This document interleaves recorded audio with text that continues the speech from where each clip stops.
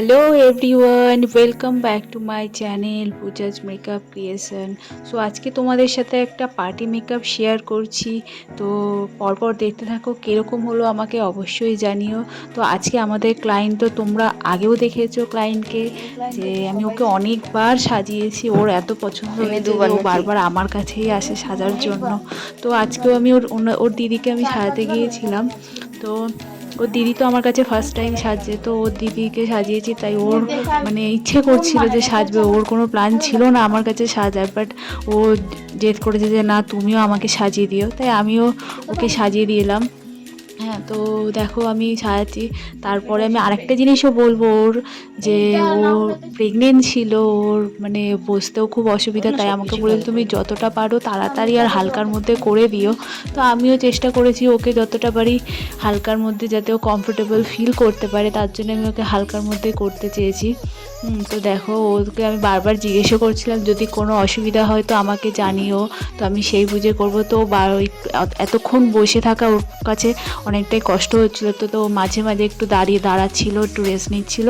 তারপর আমি আবার ওকে সাজাচ্ছিলাম। তো যেহেতু আমার কোনো প্ল্যান ছিল না ওকে সাজানো, তাই একটু তাড়াহুড়োরই কাজ ছিল।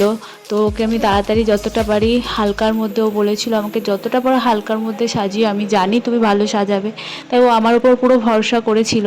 তাই আমি ওকে রিল্যাক্সভাবে, যাতে ও কমফোর্টেবল থাকে, তাই আমি সেইভাবে ওকে সাজানোর চেষ্টা করি।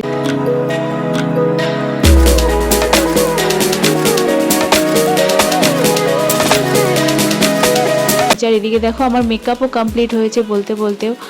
আর এদিকে আমি দেখো ওকে হেয়ার করে দিচ্ছিলাম, আর তাই ও আমাকে একটু হেল্প করছিল, ওই মেশিনটা ধরছিল।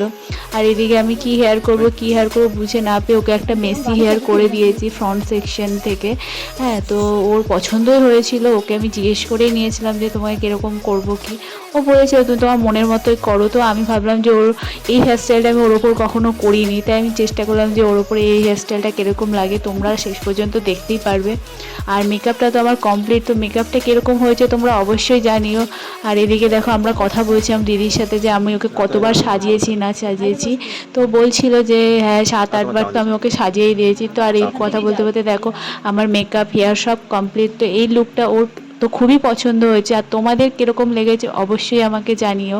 হ্যাঁ, আর থ্যাংক ইউ সব আমার ভিডিওগুলো দেখার জন্য। অবশ্যই শেয়ার করো, কমেন্ট করো, লাইক করো। আর আজকের পার্টি মেকআপ লুক কেমন হলো অবশ্যই আমাকে জানিও।